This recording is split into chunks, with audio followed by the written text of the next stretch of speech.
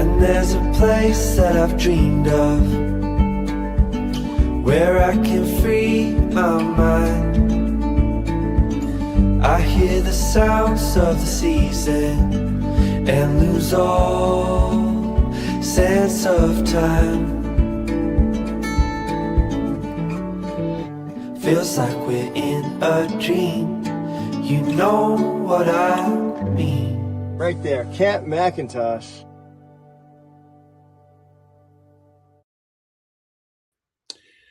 And for all you need to know, it's right there.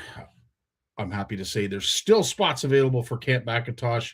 Of course, we're going to see you in September if you are already booked. If you're not and would like to join us the third last week of March, we'd love to have you up at Camp McIntosh for our 5th annual CFN retreat. Get a hold of Andre, get a hold of Tracy. There's the website, there's the email, and there's the phone number. Love to have you a part of it. I can honestly say I'm thrilled to announce that our annual CFN retreat to Horwood Lake Lodge is currently booked solid. So as it stands right now, this early, this time of year, it's great news. Great thing, great problem to have. As I said, it is opening up the opportunity for us to maybe look at other retreat opportunities, if you will. But let's sell these two out first, as we've done with Horwood. Like to do the same with McIntosh, because at the end of the day, there is no point taking on anything more until we are, I guess, done our duties with those who have supported us for so long. And I can't thank Camp McIntosh and, of course, Horwood Lake Lodge for being somewhere that we can go as a community and enjoy a great week of fishing.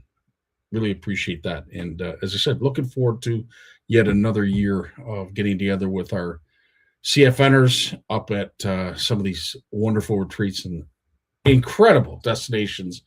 Love to have all of you join us. Steve, how you doing tonight? Nice to have you along. Pete's with us. Always a pleasure to have you. Scotty Martini. Yeah, listen, dude, I could go for one. Nice, dry, not shaken martini. Absolutely. Lloyd's in the house. How you doing, Lloyd? Shane Richard, how you doing, my friend? Got out twice, once for pike, once for perch.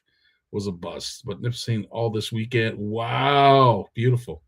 Well, I will say you will have lots of, I don't want to say safe ice, but ice that you can navigate on. Let's just say that without getting ourselves in too much trouble. Good luck, Shane. Go catch us a whale, my friend. How you doing, Eve? Nice to have you along. As always, Richard's in the house. I think that's a new name. Andrew Crow? Yeah, I believe that's a newer name. How you doing, Andrew? Nice to have you along, my friend. Gary's in the house, as always. Love having you around, Gary. That was quite the snowstorm we got on the weekend, eh? Ooh, Madon. Joel, how you doing, buddy? Nice to have you here with us as well. Rob's in the house. There's a whole wacky. This is awesome. Jesse, say hi to your wonderful daughters for me. James is in the house. Mike! Yeah, baby. Are you setting up for Bassmaster Fantasy by chance? You know what? Just when I close my eyes, Mike. Just when I close my eyes. How you doing, buddy? Nice to have you along with us as well. George is in the house. Always a pleasure to have you, my friend. Yeah, baby. David's here as well. Mike Bunn. David, actually, you remind me of that contest that we are still currently. We have not seen one added. If we find a week that a new fish pick has not been added, that's when we'll do the draw. As of right now, I think we've bought another week because there was one more fish that was added. But folks, if you have caught a fish in 2026 and it was your first, we want to see it. Go to the Facebook page, CFN Facebook page. Make sure you look for the post that has, I believe the latest is, I want to say it's Adrian's. Adrian's is the latest, or maybe it's Ugly Boys. Ugly Boys or Adrian. And there's a whole list of those who have already qualified. Just look for that post. You'll see it as a video. When you find it, make sure you post your pick in the comments to qualify. And as I said, if we find a week that we don't have an additional fish pick added, we're going to do the contest. We're going to find out who's going to win. Quite a cool little prize, like a cool little prize pack, including a special prize from our folks at Shimano. Look forward to all of you participating. Looking forward to all of you to qualify. And if you have already, I wish you luck. But in the coming weeks, right here on Monday Night Live, we will be doing the draw. And for all those who have caught, as I said, your first fish of 2026, and you haven't posted in the comments, we will be putting up yet another post this week. So as I said, when we don't see a new fish pick posted within a week, we're going to do the contest.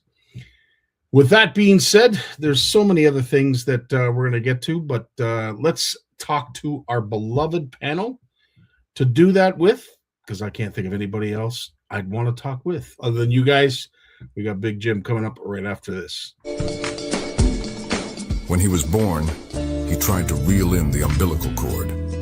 Bass named him as their personal best. His power pole came with a stripper. Forward-facing sonar uses him to find fish. Chuck Norris is his co-angler. He is the most interesting fisherman in the world. Stay fishing, my friends.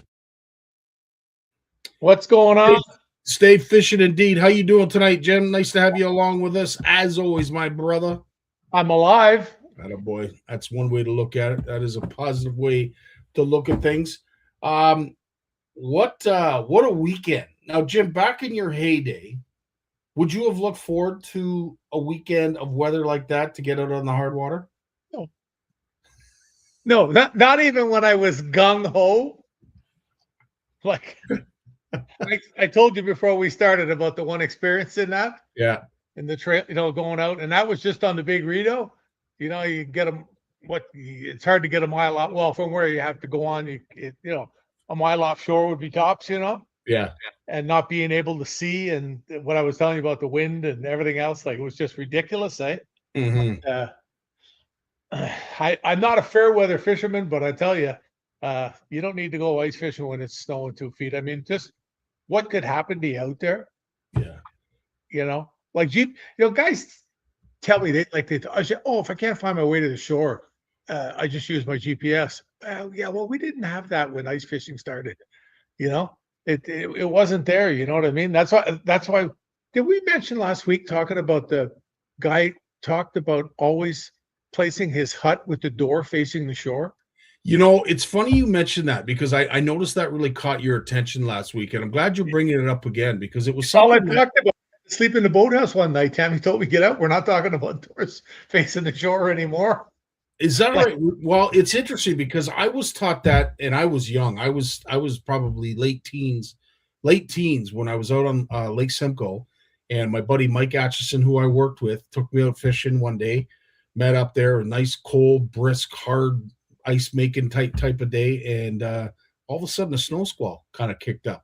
And you could tell it was meandering back and forth on the lake. And I said, you ever worry about whiteouts out here? He says, yeah. Oh, yeah. I said, okay, well, what are we going to do if in case one of these come through? Like, how are we going to get back? He said, Scotty, the door is always facing the shore. As long as you put your back up against the wall of the wall that has the door, just keep walking ahead of you, look behind, make sure your footsteps are going in a straight line, and hope for the best. And I was told once by a guy too, when you get in a situation like that, if there's two of you or more, that you walk ahead, you make sure it's a straight line, then the next person comes around you and you keep leapfrogging. And the more people, the straighter the line would be. I don't know if that's true. I've never had to do it. So, geez, you're not going to say something you don't notice, do you? Well, I noticed lots of things, but yes, you did get a clip. You're looking good, looking spiffy, getting ready for the show season. And this is the hotbed. Like usually the boat show for me anyway was sort of the catalyst. And it's not to say I never went to the boat show, but the boat show was one of those. Yeah, I'm not going to go there and ruin my mental state. I don't want to look at things I can't afford. So the boat show was always kind of hands off. I always look forward to the spring fishing and boat show because that was the springboard for it's fishy. Yep. Yeah, I don't even know why they call it spring fishing and boat show because it was two Lunds there, you know what I mean? And a Princecraft or a Legend, one or two boats. It wasn't like you go to the boat show and you walk around and by the end of the day, your tongue's got all dried sand on it and everything from dragging on the ground. Like you said, looking at the stuff that you're not going to be able to afford. I was never a big fan of the boat show. Just for that reason. I mean, The only reason I went there was to do seminars. And I think it was the year before COVID I stopped doing that. Well, we were talking I about never just have to go to downtown Toronto again, apparently. That's good. yeah, and this weekend would have been the last place you would have wanted to be with that weather that came in. Thankfully, it came in on Sunday and not say Friday, because that would have been detrimental, to say the absolute least, for the show and any other show. But yeah, I'll tell you, what a storm it was. I know it just wrapped up out your way, Jim. What was the grand total of centimeters that you ended I'll up sit with? on the weather thing that we got 40.5 centimeters here. Down toward the St. Lawrence, Gananoque, it was a little less. I noticed that during the night I got up there, and I looked on the radar, and there was these big dark blue blobs over me and 2 or 3 coming toward me. And that was where this dumped from. But like I said to you, we got 40 centimeters of snow. Tammy let the Springer out the back door this morning. She runs out in the backyard, and the snow is so fluffy and light. All you can see is a head running in the snow. And she was just white. Yeah. Yeah. She was a Snow White Springer, not a liver. Seriously, she was just white. That's hilarious. But now, Jim, you're prepping this time of year, right? For the shows, like, getting together all your presentations. Yeah, the stuff I'm going to do. Yep. Like my main focus in recent years has been the Ottawa show with the kids' pond and the seminars and everything. And I almost got it all together. I just need the people at the show to fill in a couple of blank spots for when they bring up the MNR guy with the fat raccoon for the kids to rub. And what did they bring? They had a dog there last year or something. Did they bring They had that. They had bats. I think they had a bat. They had a falcon.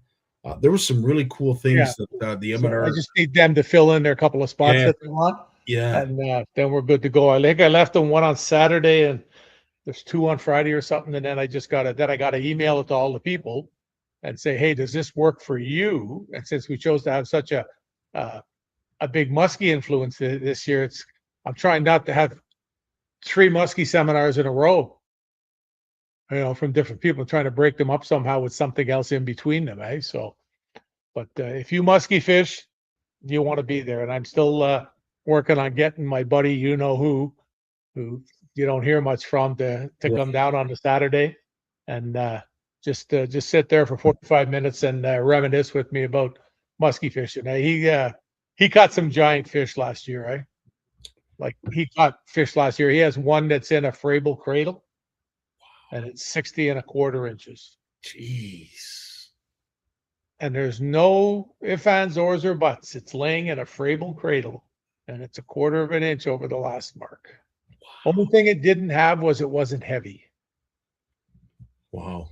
If it was built like you or me, it would have been a world record. Wow. That's a big fish. Yeah. He caught several last year in the high 50s. Incredible. 58. He had a 50. I think he had a 59.5 too. Mm-hmm. And like this is a guy that's caught, I don't know, 20,000 muskies in his life, maybe more. And for him to get bent out of shape, you know there's something going on. He's picked up on something new. And the one thing that he mentioned to me too was that all these fish that he's catching, none of them have a hook mark in them. Really? Yeah.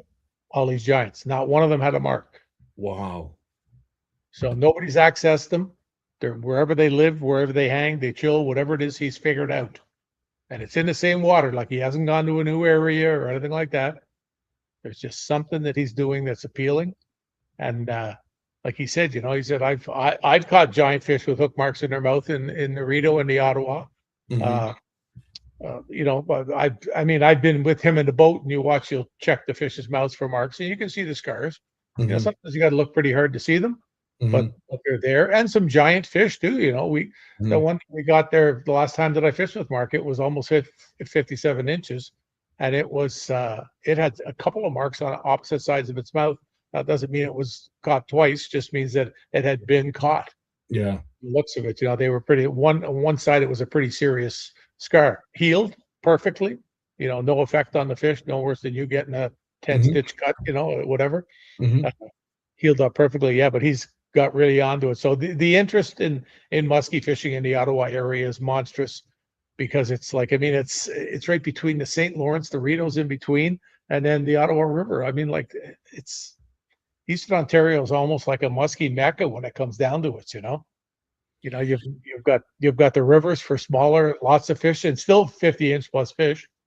And then you know the smaller rivers, and then you've got the St. Lawrence and the Ottawa, where any given day you could catch a world record fish.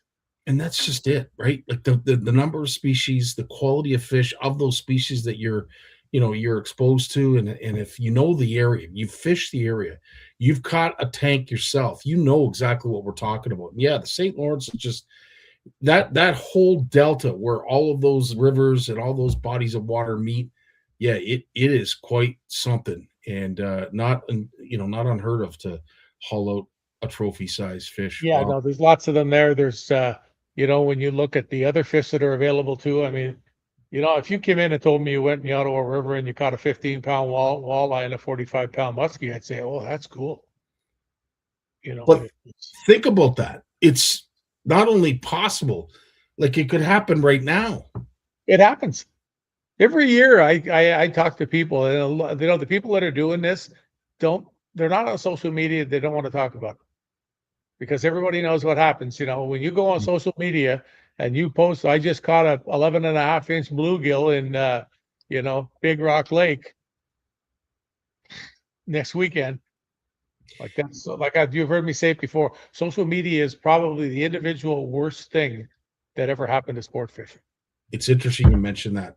In Lawrence's article, Bluefish Canada News, they talk about that in trying to look for likes, fishing for likes, unfortunately has put our fish a little bit at risk when it comes to handling. And it's not going to change. Like, it's not going to get any better. It's like everything else we talk about, people are protesting this, protesting that. Do you see anything changing? Nope, it's not. It's what it is. Things just do their thing.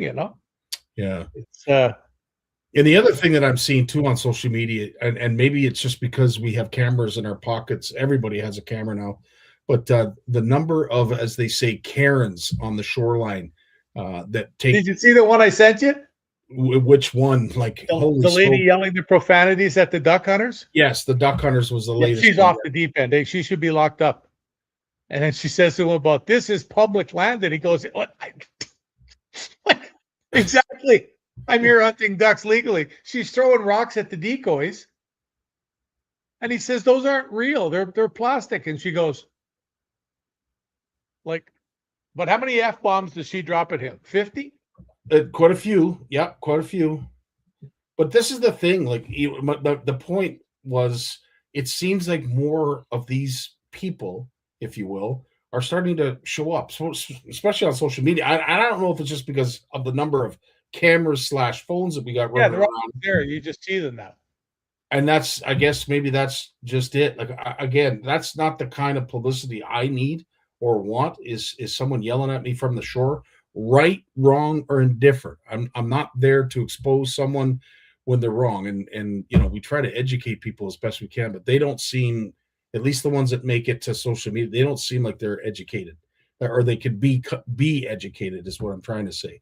They are set in their own ways, and I don't think they're listening to anybody. But yeah, to your point, there's a lot of ugliness out there, and it's a shame. In some cases, it goes both ways. I had a guy send me a picture the other day. I don't know where the lake was, but all the crap on the ice. Mm-hmm. And you're seeing more and more of that. Yeah. And then I got another thing here. A guy sent me a picture of a guy, and they're in their laneway. They got 3 vehicles, and they've got a 5-gallon pail of oil. They just changed it, and he lives across the street from him. And the guy walks down his lane to the curb and pours it down the storm drain. Yeah. Fortunately, this thing happened in the summer.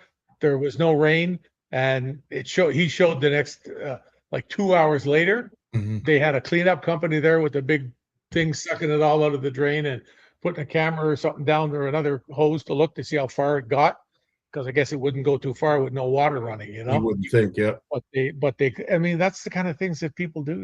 I don't know. And in full view, like, they just don't give a damn. Yeah. Well. So in your opinion, Jim, what do we do to change that? Is there anything that we can do to change it, or is it always going to be like that? I mean, like in Ottawa, they raised some fines in certain areas on the streets. it didn't fix anything. I think the only initiative I ever saw that had any kind of pull, if you will, was when they started painting the yellow fish in front of the drains. Oh, I saw that. That was years ago in Toronto. Yeah. I know that really woke a lot of people up when they started Maybe you painting. look at it and go, "Oh, okay, yeah, maybe I shouldn't be pouring something down here, you know?"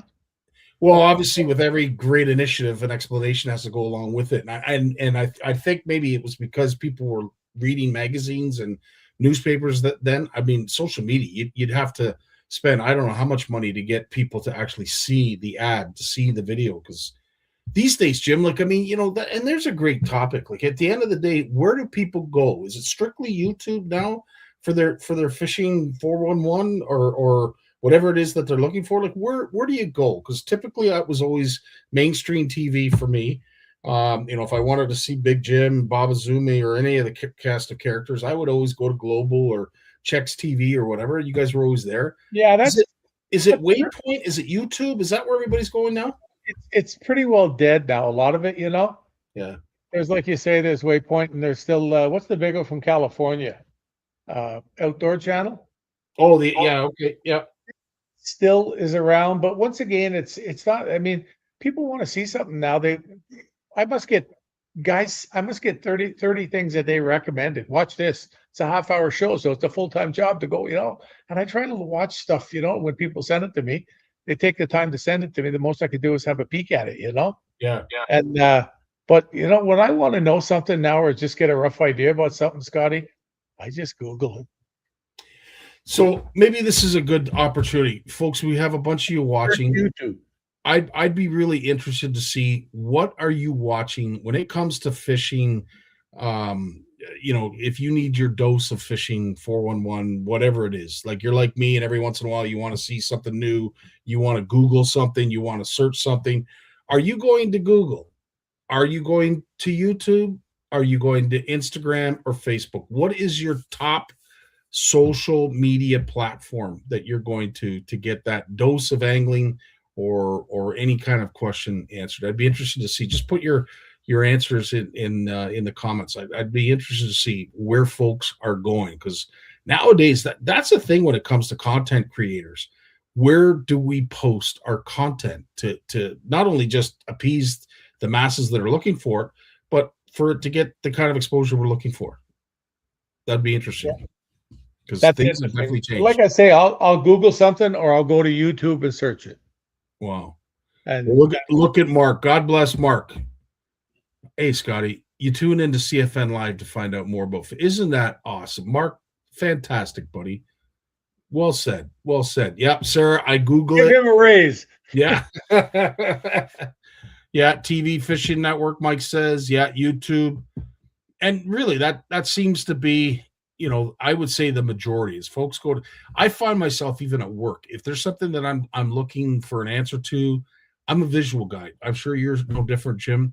I like to see the videos. I like to see people demonstrate whatever it is that I'm inquiring about, because it's not about just seeing it.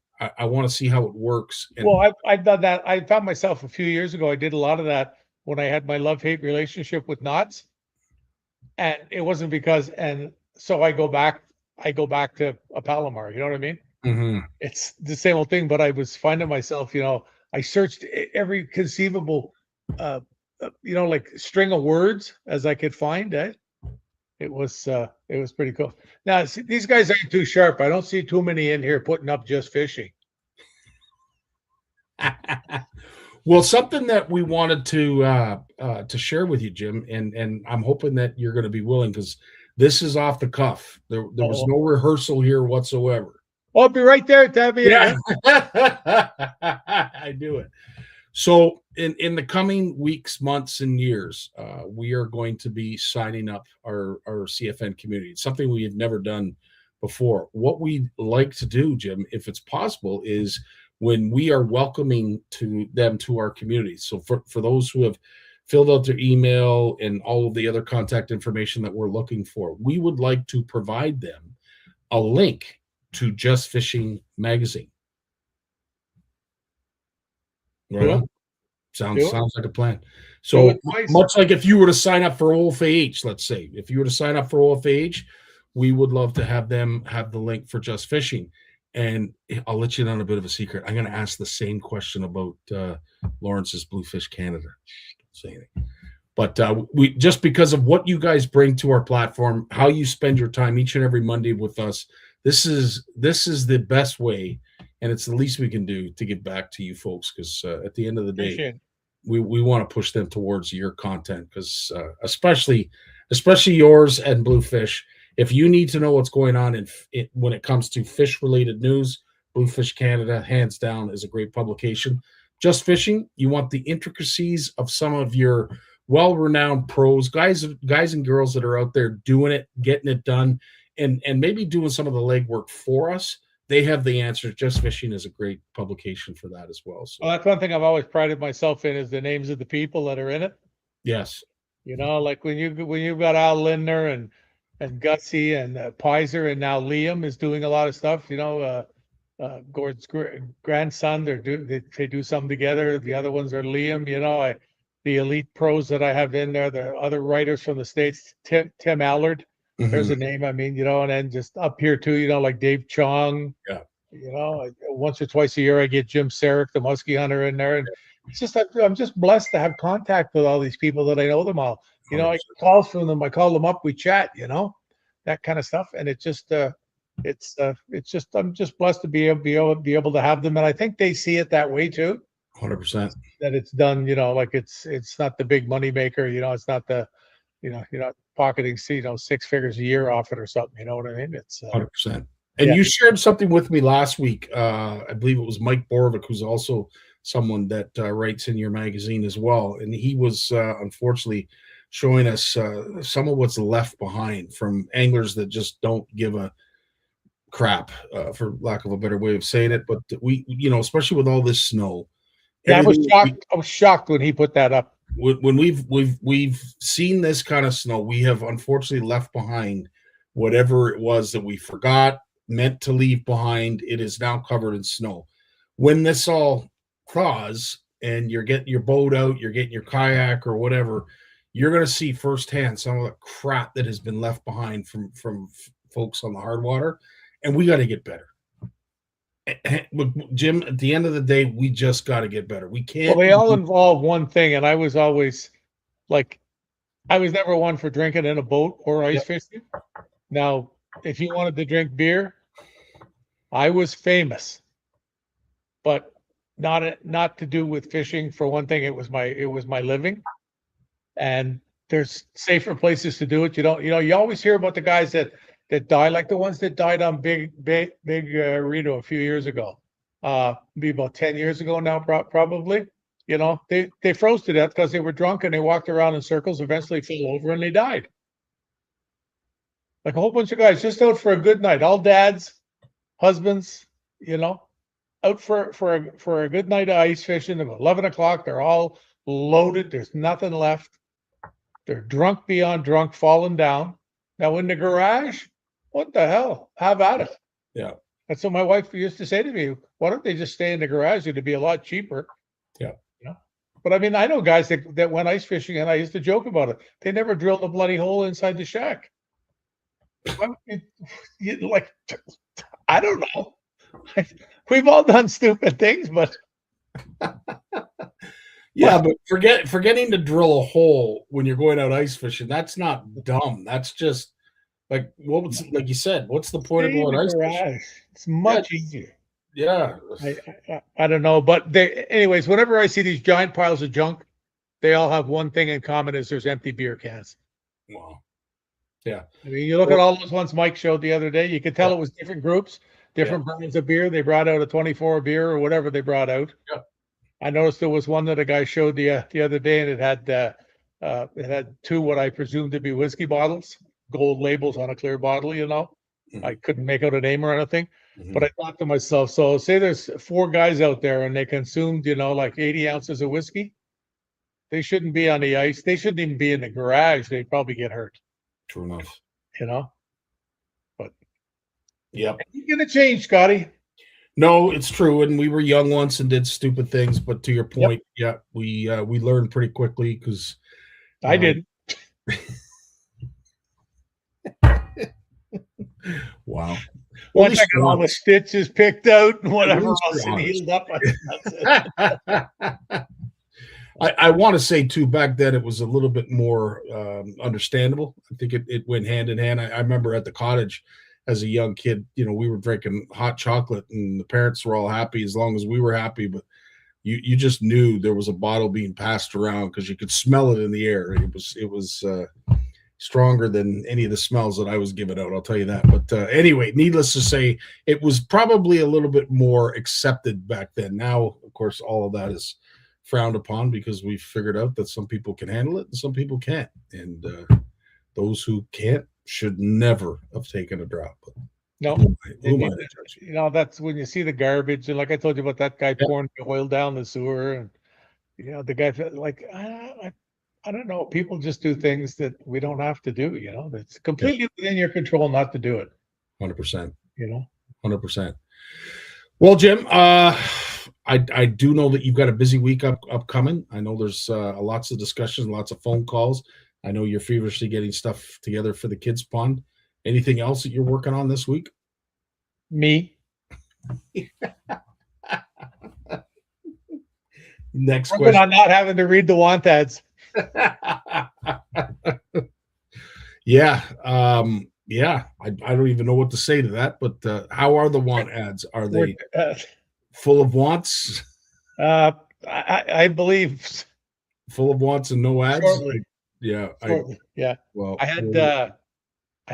decided to put Tammy's car up for sale, eh?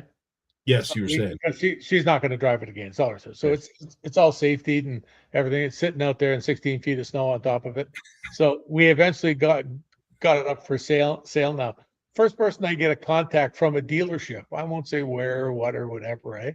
And I'm talking to the guy, like he gets me through the way to phone with messages or on the phone. I don't know what it is, but he phoned me anyway. And he says, hope you don't mind. He asked me first, do you mind if I contact you? I thought, yeah, that was cool. I said, yeah, no problem. That's what it's up there for. And we got it listed at 16.9 on the advice of my buddy Bruce, who I dealt with through GM for 30 years. And he said, it's a 2018 Equinox. It's in mint condition. It's got 2 sets of wheels and tires. It's only got 106,000 kilometers on it. And it just got safety. The brakes are all redone. The oil was changed, everything. It's good to go. And he said, start there. And, 16.9, somebody wants it. Even if you knock it down to 15, you'll get, because that was where I wanted to go. Mhm. 14 and a half, 15, I figured we'd like to get for it for sure. And this guy offered me $8,000 for it. Dealership. A dealership, yeah. Yeah, I said, yeah, there's sort of like a serious mileage between the two numbers, and he laughed, eh? So Where's his dealership? Nairobi? along the 401. But anyways, he says to me, he says, well, if you change your mind, I said, I don't think that's going to be happening. I appreciate your call and whatever, right? And he said, if you don't mind me asking, where were you thinking of going? What I said, if you want to send the guy over with the sales agreement and the check, 14.5, I'd make a deal with you right today. In fact, I said, I'll drive it to you. And he said, oh, no need to do that. We'll pick it up. And I said, well, I'm not taking a check and giving you my car. Because what happens when the check don't go through? And he says to me, oh, it'll be from the dealership. And I said, how do I know that? I said, do you watch the news? I said, I'm not going to be the senior that gets scammed on that. I said, I'm still sharp enough for that, eh? And he said, I never thought of that. Yeah. That's what he said to me when I was talking to him. I never thought of that, eh? Yeah, So I signed the thing, give him the car. It's his. Then the check bounces. Then if I want to get, you could follow the car, but did he go, where did the car go? But I don't think you'd be doing that for a car that's worth 15 grand. So, but you would hope people not. have done worse. No kidding. And stupider. So, well, let's hope it goes quickly. I've got about a half of I'm sitting here, my phone's sitting there, and I can see the messages coming. So I know that's what it is, because everybody's home, had dinner now that one's looking for a car, and they're looking. So hopefully we get rid of that quick. Right on. Well, let's hope so, Jim. I'll have money to buy some tackle. If I ever bought fish and stuff and came in the door with it, she'd kill me. Yeah. I'm not gonna argue. I still there. got probably 40 boxes in the garage. I had no idea what's in. So. Right on. Well, listen, pal, I want to wish you a great week. It's Appreciate nice it, buddy. to have you along with us every Monday. Nice to see you smiling and enjoy yourself. And I'm gonna. That's all. That part is awesome. Lewis and I are going to take a run over to Tight Lines on Saturday morning. He's never been there. Oh, okay, right on. So I offered to run him over because the place is amazing. Mm-hmm. Place is absolutely amazing. You know, I mean, if that place was half an hour from here, I'd be hanging out there all the time. You know what I mean? Yeah. But an hour and a half each way, that's kind of past hanging out territory. No, absolutely. So it's a good ride, yeah. But we'll do that. And I got lots of stuff to do. Like I said, getting all the stuff done on the pond here and working on the prizes. And if I got this is where I can't show you, but pond help, Scotty and Steve are right there. Yes, absolutely. Looking forward to it as always. We love seeing the number of kids that come through that. And what's so cool is for the sportsman shows. Awesome. They're so excited because they're like, it was here, Dad. It's back, and they show up and they're we're in the corner now, right? Yes, yeah. Like when I talked with Steve about it. Yeah. Or Scott, I mean. Sorry, hope he's not watching. This was the drawing that I sent to him so he could see. Yeah. We're back right here. Yeah, and that's exactly where you are. Right here. That's right exactly there. where you are. So have the pond there, and it's all good. They'll put a boat. We're going to make the pond smaller this year too. Instead of it being 20 feet long, it's going to be 16. Okay. Because just for the kids, I wanted to make it maybe 12, but he said, I guess the way all the boards and everything lays out and the plastic and whatever, he said, we'll leave it at 16, you know? Right on. So, and they're going to move it from the door 4 feet toward the opposite end, like where you go out in the back corner. Mm-hmm. So there's room for the riser to put for you to stand on. Right. Won't be in the way of the fire thing, which I thought might be a problem, but it never was. So yeah. Looking forward to it, Jim. As always, buddy.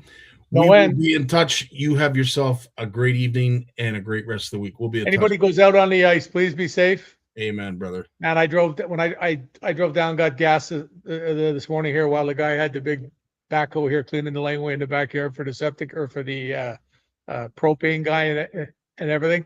And I drove down and I noticed the Gananoque River had some spots that were open two days ago, and they were just black spots. You know, you could see them.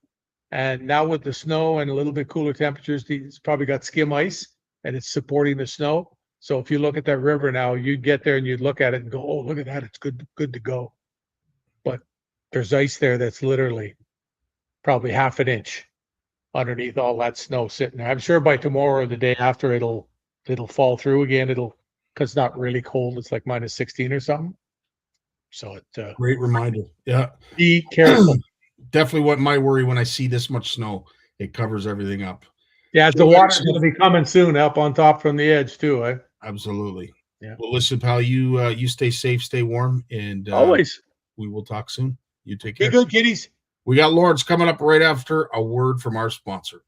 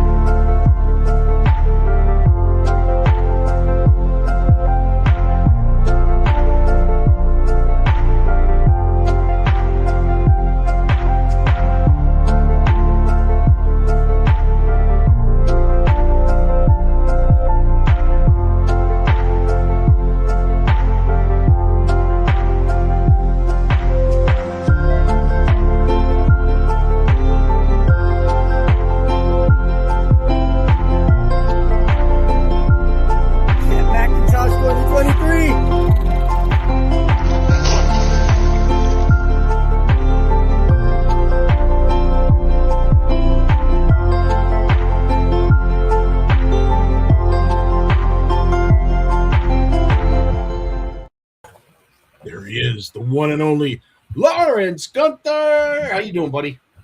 I'm doing well, buddy. How are you? Oh, living the dream, as they say, living the dream. Listen, I had the pleasure. We talked a lot about it last week. The latest edition to Bluefish Canada News, and as I mentioned it to Jim and the outset of your segment, I'd like to also offer this. When we go to basically building our membership, enrolling, having those that are CFNers actually apply and become members, proper members that we've never had before, we would like to include a link that would take them right to Bluefish Canada News, so that they would have some in the know, Yeah.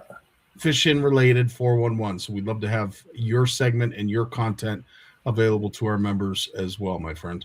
That sounds cool. Yeah, appreciate that. It's good, get the news out there, right? The more the better, more people know what's going on. That's this is it. At the end of the day, I think a lot of folks, that are CFNers, and we've listened to others that want to become CFNers. Like, how do I join? And we've never really had a formal process, and we wanted to do something that was formal yet didn't cost anything, and it legitimized your participation within the community. So we're going to do that, and we're lucky to have quite a few vendors from our Made in Canada that are very interested in becoming part of it as well, so that some of our community gets some really cool deals from some Made in Canada tackle vendors. But I digress. Needless to say, we've got Just Fishing with Big Jim McLaughlin, and of course, Bluefish Canada News. These are two great links that we're going to be offering up to our CFNers so that you remain in the know. And it makes it a little bit more interesting, so that segments like this, where Lawrence and I are going to spend a little time talking about the news in Bluefish Canada, you can follow along, and you are a little bit educated, just like we are. There you go. Well spoken, my friend. Well spoken. Dude, I've learned from the best. Lawrence, I have to say, we did touch on the latest news from Bluefish Canada, as we mentioned last week.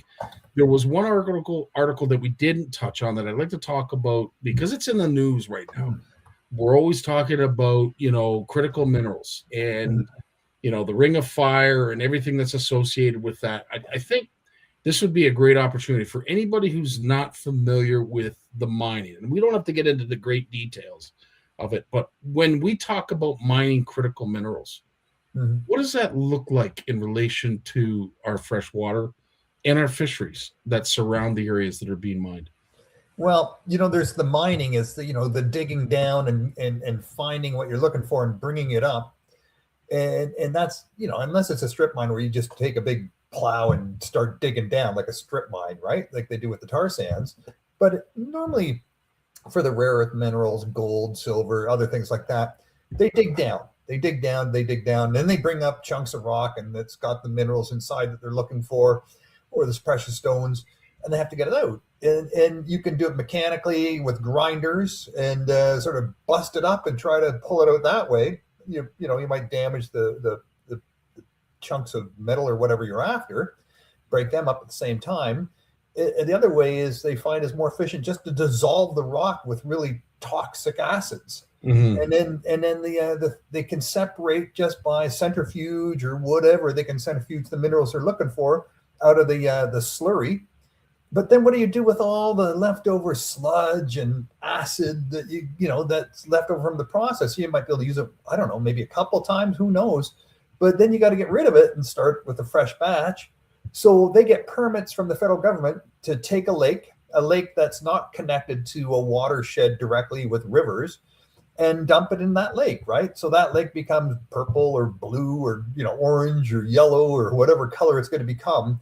But it's certainly not a lake you'd want to swim in or canoe on or eat fish from, that's for sure. But last I checked, there was about 200 of these lakes across Canada.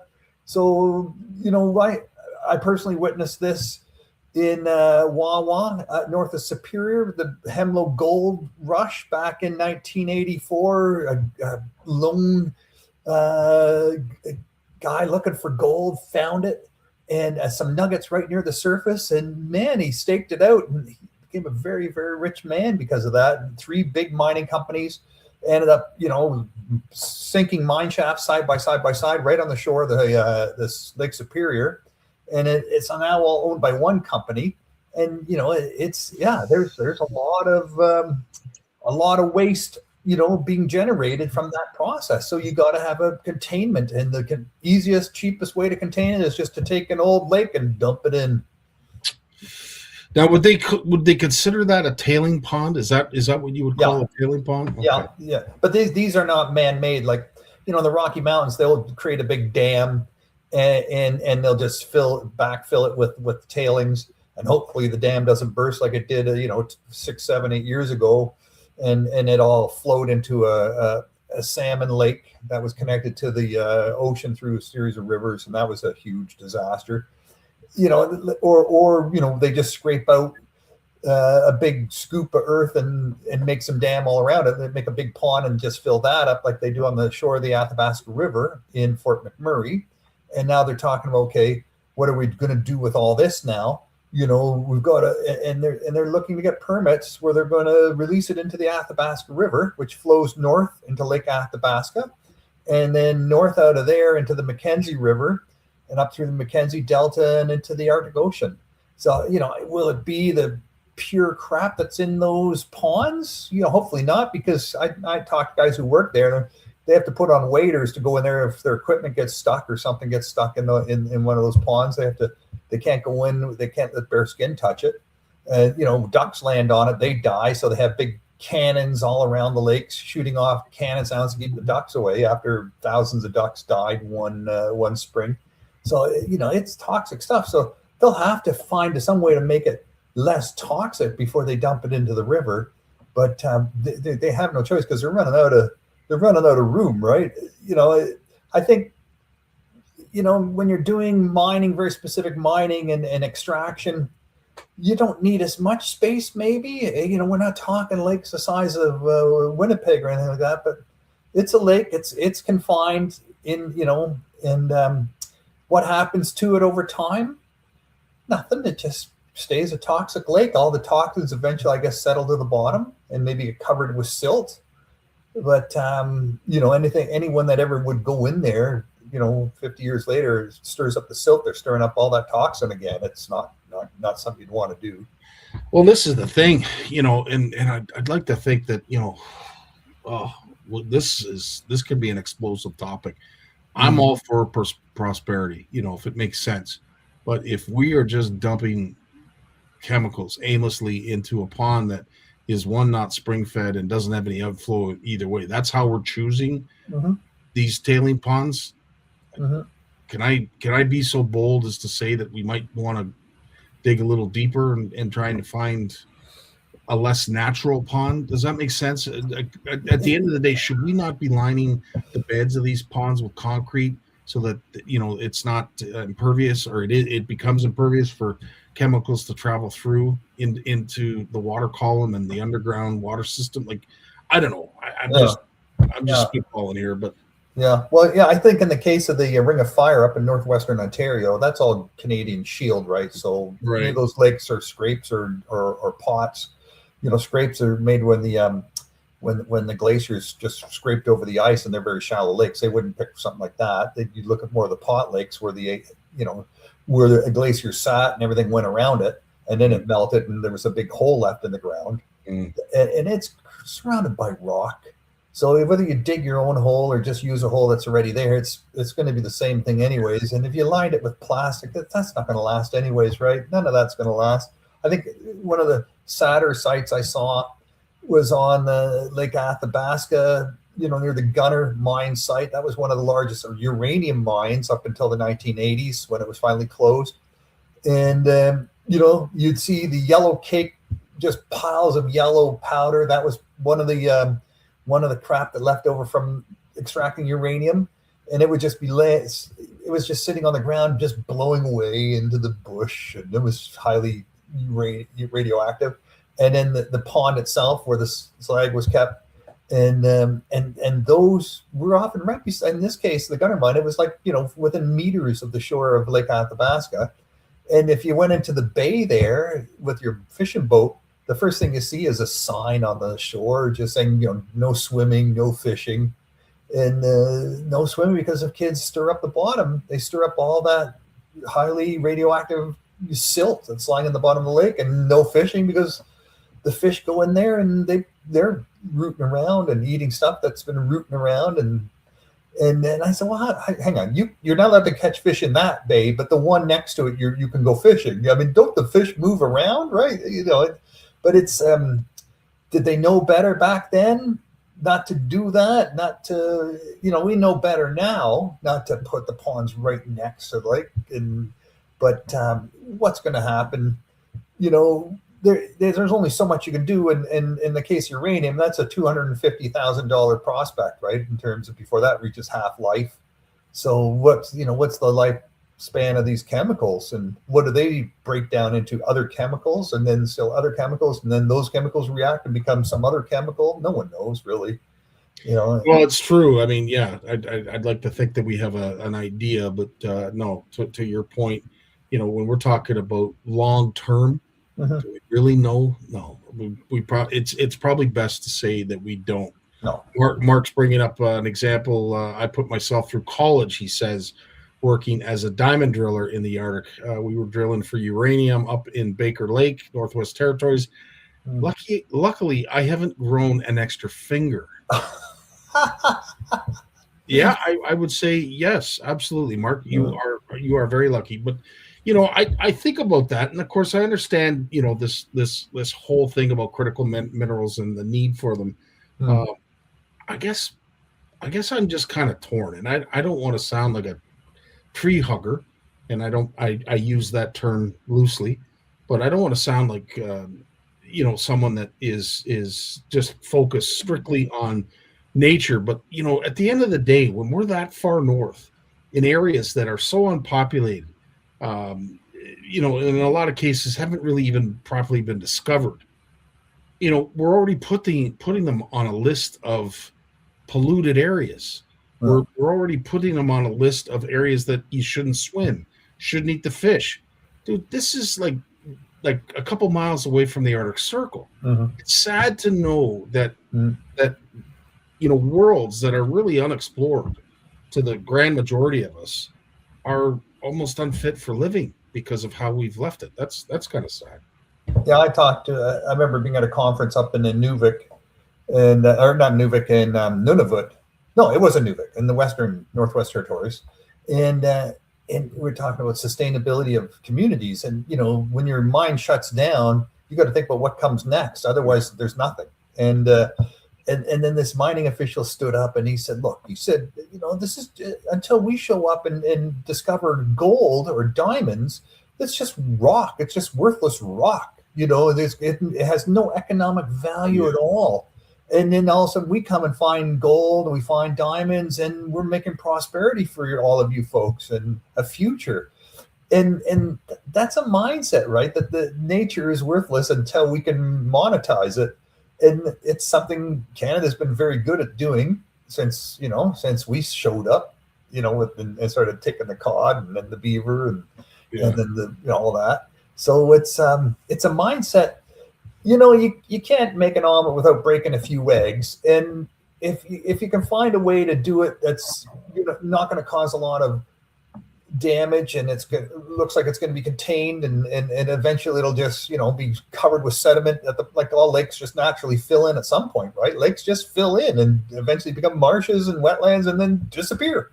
That's just the way it goes. So it'll be buried at some point. But then you think diamonds, like people are buying diamonds. They're buying man-made diamonds now, right? Diamonds that are made in laboratories now. They're more popular than diamonds dug out of the ground. So maybe we need to question ourselves what we're buying. Do we gold and diamonds and things like that, and it's precious stones, batteries? But batteries for electrifying the universe. It's part of the process. So they need those rare earth metals. Well, it's interesting because I remember, and I probably shouldn't say it too loud, but when I was ring shopping for my wife during our time of getting engaged, and we went to the jeweler, and unfortunately my wife, she worked at a jewelry shop, so she knows her stuff. I got right away. I was one of those, buyers that heard zirconia, and I'm like, yeah, that sounds awesome, man. Let's get a zirconia. And then I saw the price, and I'm like, yeah, let's get a zirconia. In fact, let's get two. Right? Been there, my friend. Been there, my friend. And of course, I get this look from my wife. How dare you're not going to make me wear a zirconia? And I'm like, yeah, it sounds pretty bitchin'. Yeah, let's get a whole necklace of it, sweetie. A whole necklace. And you know what? We're going to be able to afford a house. We're going to be able to get a fishing boat. Yeah. And then right away, I'm like, yeah, fishing boat was probably not something I should have mentioned. Jeez. Anyway, so yeah. Oh my God. But diamonds have no value, right? They have no value. Like in terms of industrial blades and saws and chisels and things like that. That's a microcosm of the diamond, usage. The vast majority of diamonds end up in jewelry. And what actual use do they serve? And yet we're ready to dig and dye and contaminate and destroy to get them and kill people, the blood diamonds out of Africa. It's just bananas, But if Joe's still listening, Joe Vitani's still listening, he'll appreciate this, because back in the day when you got a diamond blade concrete saw blade, like a replacement, and it was a diamond blade, like you felt like the company had just bought another company. Like, I mean, it was a big deal. Yeah. How expensive those diamond blades were back in the day. In fact, to the point where they would recoat them. They would actually take them away and recoat them, because we can't afford a brand new diamond blade. We'll get them resurfaced, but we're never going to get you a brand new one. Well, to your point, the price of those things, with everything else going up around it, diamond blade replacement blades for concrete saws has actually come down in price. So you're bang on. Like, I mean, diamonds don't necessarily have the prestige, or at least the wealth associated with it like they used to. Well, and if the fashion decided that diamonds are no longer popular, and they decided to go to everyone wanted a different type of stone, what would you do with these diamonds that you have in your jewelry collection? Would be worthless, absolutely worthless, because you can't sell them to the guy who builds the blades, the diamond blades. They have enough diamonds. They're not short of diamonds, and they're all manufactured diamonds anyways, right? It's just building the blades and doing it and all that stuff, but. Yeah, very cool. Yeah. So also, you did take a trip, from what you were saying just before we went live, to the boat show this year, and I really want to hear your take. There's a few things that I do want to ask in regards to, what boats folks were looking at, but all in all, you went there during the week, right? It was a weekday. Yeah. Before I get to that, I'll just mention quickly, because you mentioned the news, so before I forget. The Bluefish News had come out last Thursday. It was it's called Chemical Spills and Fish Kills. And we just told that story we talked about last Monday about the Ottawa River, right? And we got a few comments back on that. But mainly, I also brought it up at the St. Lawrence River Fish Health Subcommittee that I chair for the River Institute. And then we said, you know what? I said, what we really need is some sort of protocol. If we find a chemical spill or a fish kill, what do we do, and who does what?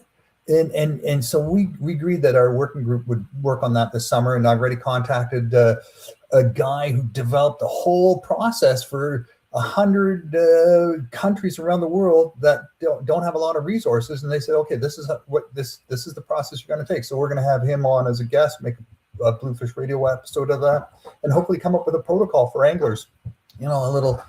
Here's a list of things to do and people to call and so that's I think that could be an interesting little outcome from that. Definitely, absolutely. If it provides people a resource that is easily accessible, so that they can report things that are out of the sorts and out of the realm of normality. Absolutely, that's great. I'm glad that we're doing that. Good stuff. So to get back to the Toronto International Boat Show, I can never not go. It's always, there's a lot of boats that I don't look at, don't bother. A lot of those cottage boats, right? The dock boats, the sparkly ones, and that's okay. There's a market for those, and there certainly must be, because there was a lot of very expensive sparkly boats at the show. So that just says to me that people with money and the Muskokas those beautiful lakes just north of Toronto are still shopping for expensive boats, right, to impress their neighbors with, and they were certainly there, lots of those. Fishing boats, they I didn't see Ranger, but I did see I went by the Lund booth, and I saw the Lund Explorer. This is a new boat they came out with this year, and the Lund Explorer 17 tiller. They had that there. It had a 60 horse Merc on it. It was on a nice trailer. It's built on a Alaskan hull, so it's a really good deep V solid aluminum hull. It's all vinyl inside. There's no wood in that boat anywhere. And they had it going with the 60 horse Merc, 17 foot, all fit up on a trailer with a cover for $43,000. So, it's getting down. It's coming down a bit. I think, it's coming down. This is not just a tinny, right? This is a flat floor, pedestal seats, and lots of locker space, lots of, rod lockers and stuff. It's a pretty solid looking boat. They had the 18 foot there with the double console, a 115 Merc on a trailer, and with a bunch of options in it. Not a bunch. These are stripped down fishing boats, right? But they're, again, no wood, all vinyl, no carpet. And that was going for 56, I think, or 59. So, compare that to listen, anything with a 115 on it under 60 grand is a good price. Yeah. Brand new, that's you're 100% right. I do believe that they might be actually starting to come down in price, because if I'm not mistaken, a boat equal to that last year at the Ottawa show would have been up into the 70s. Oh yeah, like Legends were $70,000-$80,000, right, for an 18 foot with a windshield and a motor. $70,000-$80,000 for a Legend, for a low. These are Lunds, so you're getting a good name. Which in the end, you got, it's going to be worth something in 10, 15, 20 years if you take care of it. Right. You think for 20 years, you're probably able to sell it for what you paid for it. 100%. Exactly. Well, that's just it. I think, a couple of years back, you could sell whatever it was that you had for way more than you bought it, which, is great for those who are reselling boats. Not very good for the new boat market. No. With that being said, was there anything that sort of caught your eye or caught the eye of a lot of the folks that visited the show?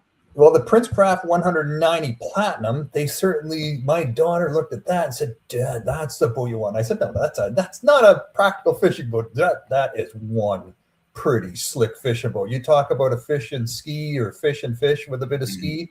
Oh my goodness, that is one beautiful boat. For an aluminum boat, just so well appointed. It's luxurious. It's almost obscene how luxurious it was. And I didn't even ask the price of that, but it's probably way north of 100. That's for sure. That's a 19 foot aluminum boat. Oh, for sure. And then they had the Legend 10, the Pulse. And it's a roto molded boat. It's solid plastic with a deck, and it's got a 15 horsepower electric motor. It's on a galvanized trailer. It's $14,000. It's got a little steering wheel, a single console, and it's an electric fishing boat. I'd say it was about 60 inches wide and 10 feet long, and it had a rating of like 450 pounds of passenger. Wow. So. But they're getting into the electric boat business. You could put a gas motor on there too if you want, and it's not, the boat itself weighed about 350 pounds, so it's not you can throw around. But a 10-foot aluminum boat, well, they're not 350 pounds. But this had lots of decks, lots of compartments, and lots of flat decks. It looked like a fun boat for young people to go fishing on, for sure. And they're certainly not going to hurt themselves if they bang into something. That thing's not going anywhere fast, but it was interesting. And it's interesting too, with a boat like that, I'm sure there's a lot of DIY that you'd be able to perform on a boat like that. Like folks are doing with the kayaks. I'd like to say that, that almost might be a draw in itself, is that what can you do with the vessel you bought? And there's lots of communities on YouTube, especially Small Power Boat Nation, and they do some incredible stuff to some boats that just, it's a run-of-the-mill tinner or run-of-the-mill duck boat or whatever, and they just pimp these things up with live wells, underwater lighting, I mean, massaging seats, and like it's unbelievable what they're doing to these boats. And I think a lot of it is just simply because they can. One, there's a lot of folks out there that are now gearing a lot of their accessories towards these folks that are doing these DIY projects. Yeah. But I think a lot of it is just at a cost. Whatever is feasible and makes sense. People can't invest the kind of money like they used to. At least the majority of the people I hang around with can't. Like a boat right now is a huge investment. Not to say it wasn't in the past. Yeah. But it's a really big investment now. And especially with the interest rates are still high, right? Yeah.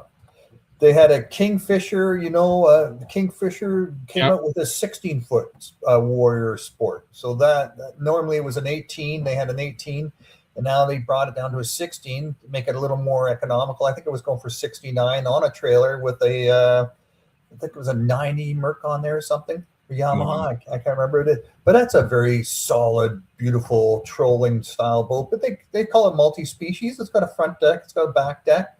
And, you can fish for anything on that boat. But it comes from the West, and they're sort of like a good, deep, solid V, and you can pound them off a rock and good, solid, rugged-looking boats, that's for sure. And they're bringing their price point down with this 16-foot, with a little, almost like a cabin, right? It's a soft top, but, you got windshield wipers and heaters in there and everything, whatever you need.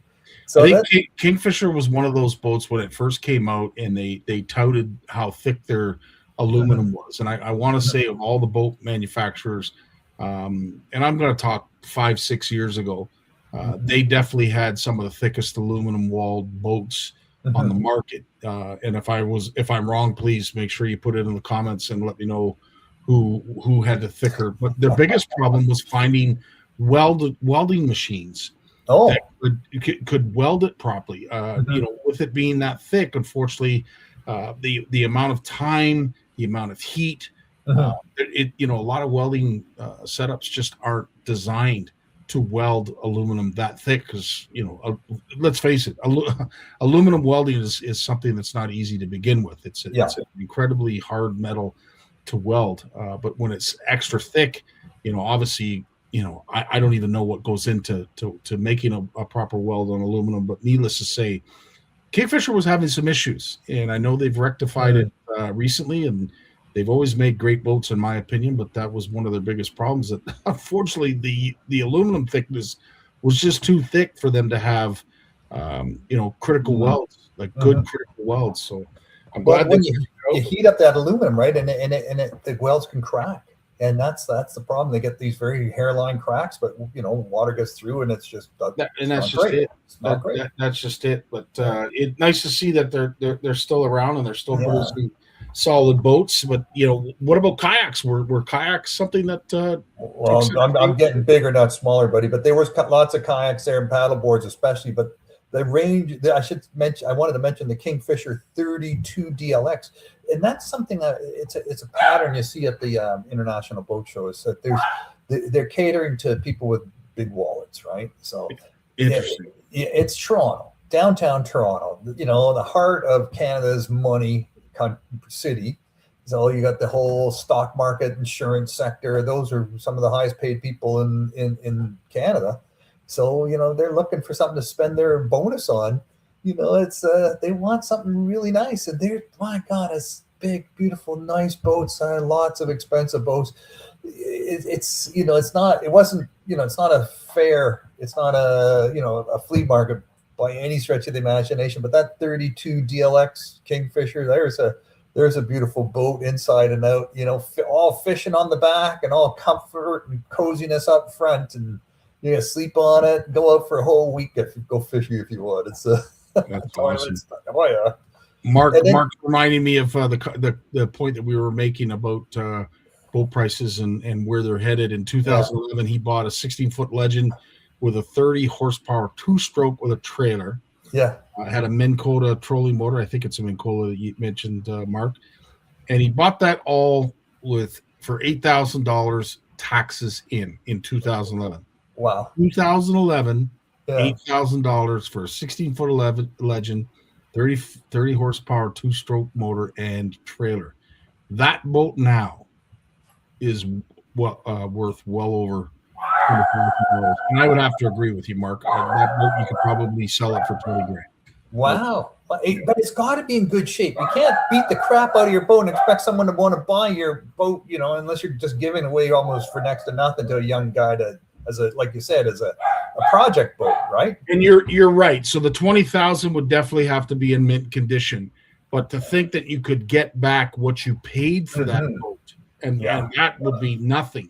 To get $8,000 back for a 2011 16-foot Legend with a 30 horse on it, that would not be difficult at all. You see it with the old Rangers, right? The fiberglass Rangers, and people 20, 25-year-old Ranger boats, but they're still sparkle, and the upholstery's still brilliant, and the carpet's in good shape. Yeah, the fish finders might be antique, but the boat itself is, everything looks like it's turnkey, ready to go, and they often are. 100%. And I guess so February 6th and 8th is the Spring Fishing and Boat Show, and that's coming up in Toronto at the International Center, and that's going to have more fishing boats and way more fishing stuff. I'm looking forward to being there for that. We're not exhibiting, but we'll be walking around on the Friday and going to the Canadian Sport Fishing Industry Association meeting, and taking that in and seeing who's getting inducted into the Canadian Fishing Hall of Fame. It's always exciting. I always try to make it. I've been going there since 2009, 2008, just hanging out, checking out who's, trying to rub elbows with the who's who of the fishing industry. It's fun. It's fun. Absolutely. Yeah. And to think that's 2 weeks away. I know. 2 weeks, not even. It's it's 2 Fridays away. It's 2 Fridays away. It starts at noon and goes till Sunday. So it's not the family day weekend this year. It's the weekend before. Yeah. No. Crazy to think that we're already near the end of January. What is it? The 26th today? 26th today. It seems like just yesterday we were wishing each other happy, Merry Christmas and Happy Holidays. Holy smokes, time flies. So I'm still in a close contact with the Pacific Anglers Association, Angler Alliance, and the BC Recreational Fishing Association. So they're sending a delegation of 7 industry leaders in the recreational fishing sector on the saltwater side from BC to Ottawa. They're going to meet with the Minister of Fisheries and say, hey, look, you need to show us some love here. Like, do not make us the sacrificial lamb in the name of saving the southern resident killer whales, right? Well, it's interesting that you mentioned this, and I will say whoever it is that is doing their publicity is doing a fantastic job, because there's people that I am being approached that know nothing about fishing, don't even have an interest in fishing, and are asking me point blank, what's going on with the salmon out in BC? And you look at them and I'm like, is Lawrence standing beside you? Like, how do you know about this? Is that a copy of Bluefish Canada you have in your pocket? No, they are pumping it out, man. They're really, really pumping it into the Ethernet and getting some traction there with a bunch of different media coverage now. And people coming and out from the different aspects of the fishing industry saying, hey, no, you're not being fair. That's not us. We're not the problem here. So now, and some people sent me those articles, and I said, you know what? There's no such thing as bad news when it comes to the media. This is, you got some pushback. That's even better, because it just gets more people looking at this and paying attention. So they asked me if I would go to the meeting with the minister with them, and I said, look, if I come in there with a microphone for the Bluefish radio show, the minister's going to get on the soapbox, and that's the end of your meeting. I said, it's better. I'd like to talk to the group before they go into the meeting, and hear about what their hopes are and their concerns, and then when they come out of the meeting and hear about what they were promised or not, and where they think they're going next on this. So stay tuned for that. That's going to be an exciting few days. So they're getting into Ottawa on the 8th and leaving on the 12th, 7 of them, and it's going to be advocacy, trying to keep that fishery alive, man. It's coming down to it. I'm still having a hard time believing that this much time and attention is being had to our West Coast fishery, but I think what's more, Mm. I think the harder part to understand or at least fathom is that we even have to talk about it. But it is definitely an issue. I know for some who live in certain areas, they're not seeing it like the news is portraying it.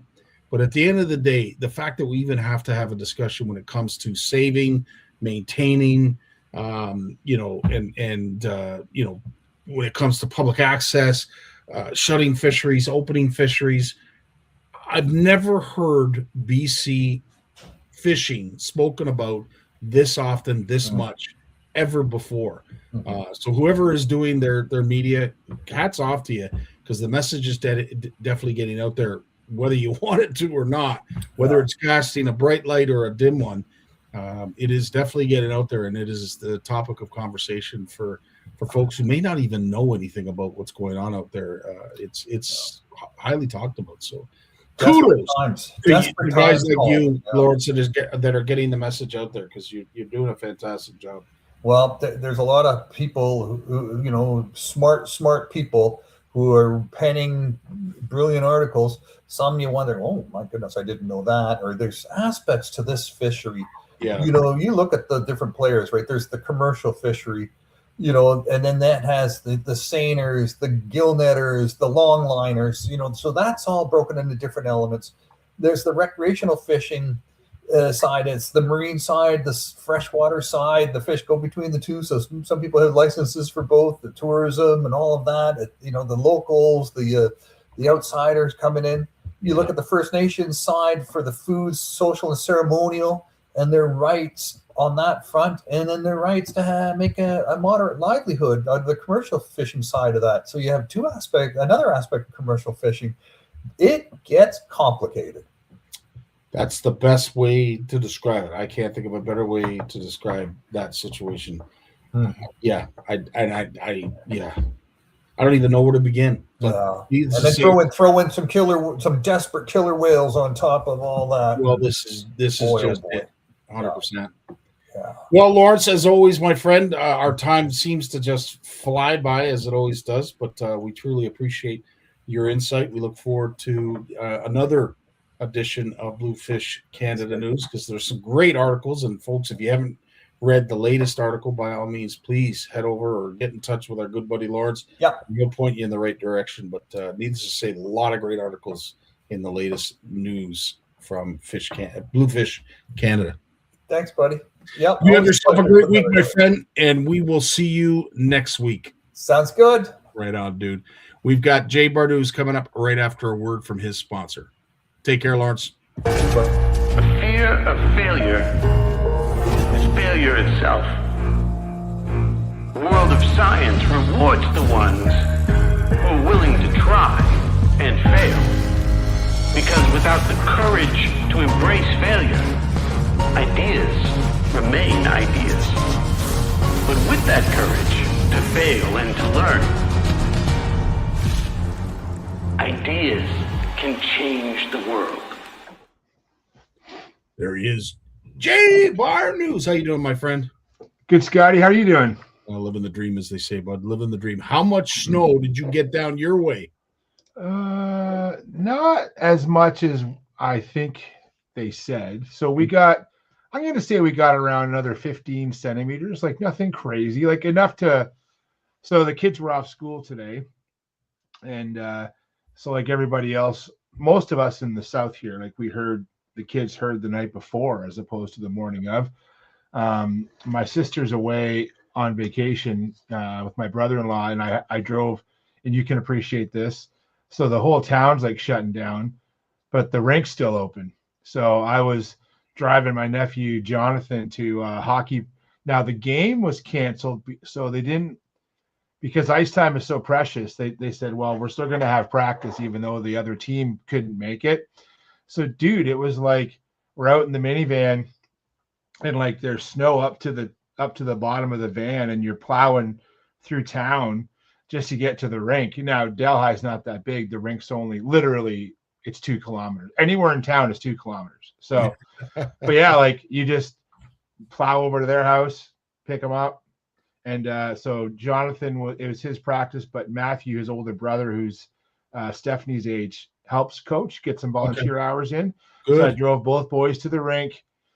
Then an hour and a half later, picked both boys up, drove them home. Like it was, I'm going to say it wasn't a good night to be out driving around last night. But I saw the pictures of what's happening in Toronto and, those small side streets and add another 25 centimeters or more to what we got here.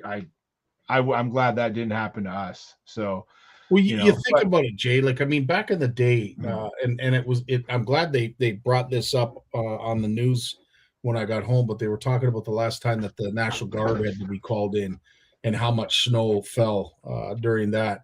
Was sort of a black eye on some of us Canadians who, had to get the National Guard to clean your snow.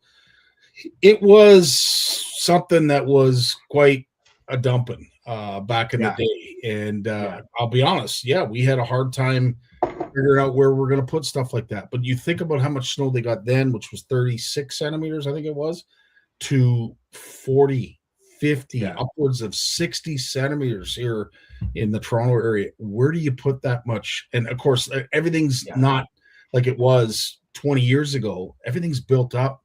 You've got postage stamp front lawns. You've got little areas of grass to put all this snow. I don't know where people are going to put it. And if God forbid we get another dumping like we just got, people are going to have to start getting creative and perhaps maybe they'll start shoving it down that sewer.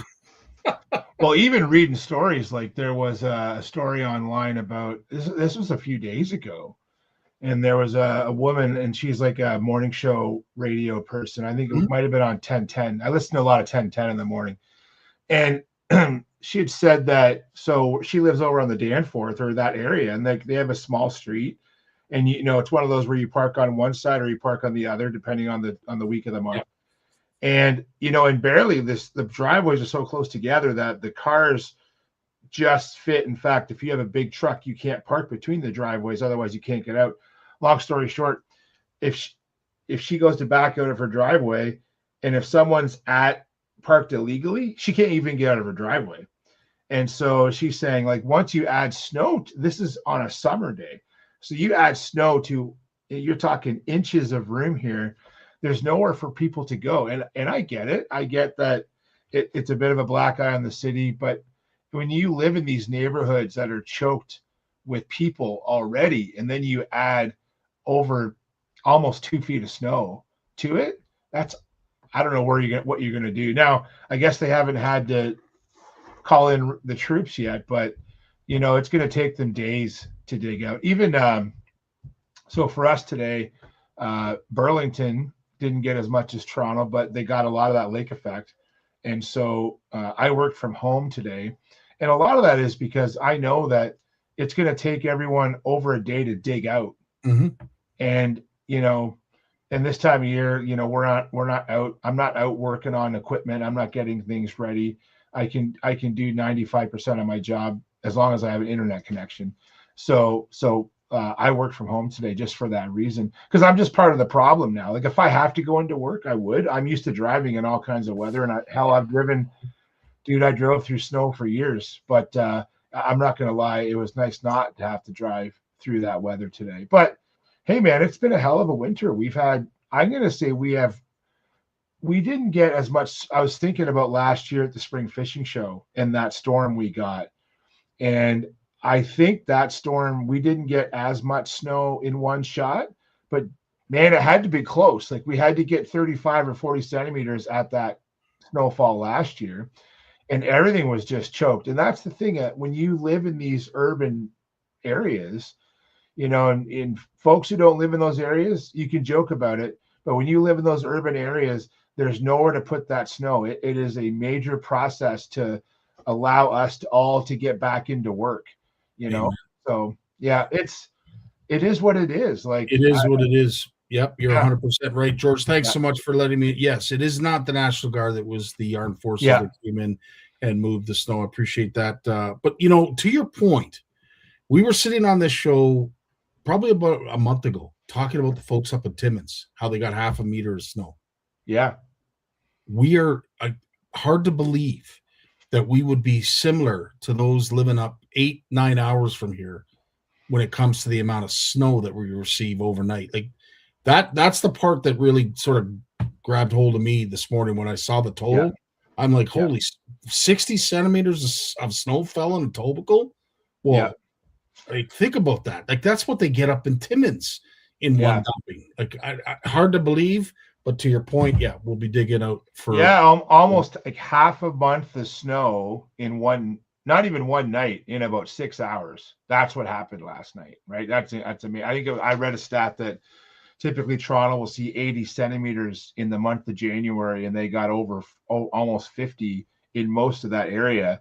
In basically in a matter of 6 hours, that snow fell. It was unbelievable how much it fell. But like Jim was saying pre-show, like, it's so light and powdery. It's kind of funny, to be honest. And I'm not complaining. It's nice to clear when it's like that. Like, I know my snowblower is like it's like a mid-size one, so most jobs it can do just fine. But when it's that real heavy snow, it'll do it, but you got to be patient with it, right? This stuff is like, it was perfect for snow blowing, man. You just go out there. The only thing you got to do is you got to bundle up, and it's mostly because you're going to get all that snow in your face from the wind blowing around. But yeah, and even here, man, like, just trying to manage where to put it. You know, like our street, I laugh, like the Heather was saying last night, we just haven't had enough snow the last few years. We're just not used to it. We're not used to the winter driving. Yeah, it's wild. It's actually pretty wild. I will say this. There was a point in time when I'm out on the driveway on the weekend clearing snow for the third time or whatever it was. And I thought to myself, if I close my eyes, I would swear I'm in the dead of summer. The amount of leaf blowers that were humming around the neighborhood, people doing their driveways with leaf blowers. If you had closed your eyes, you would have thought you were in the middle of June. Yeah. People watching TikTok, man. They're watching TikTok. And it's actually pretty smart. Like, what I do here for the quick, when I got to just dust off and go to work in the morning, I don't worry about, I'll do the driveway when I get home, is I actually have a big, like, it's a concrete broom. You know what I'm talking about? Like a big broom with the plastic bristles.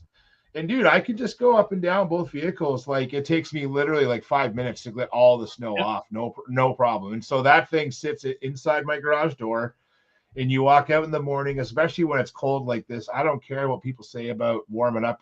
You only need a minute to warm up your car. No. I'm walking out there in as little clothing as possible. Sorry for all the visuals on that. But I have my big, like, ice fishing boots by the door.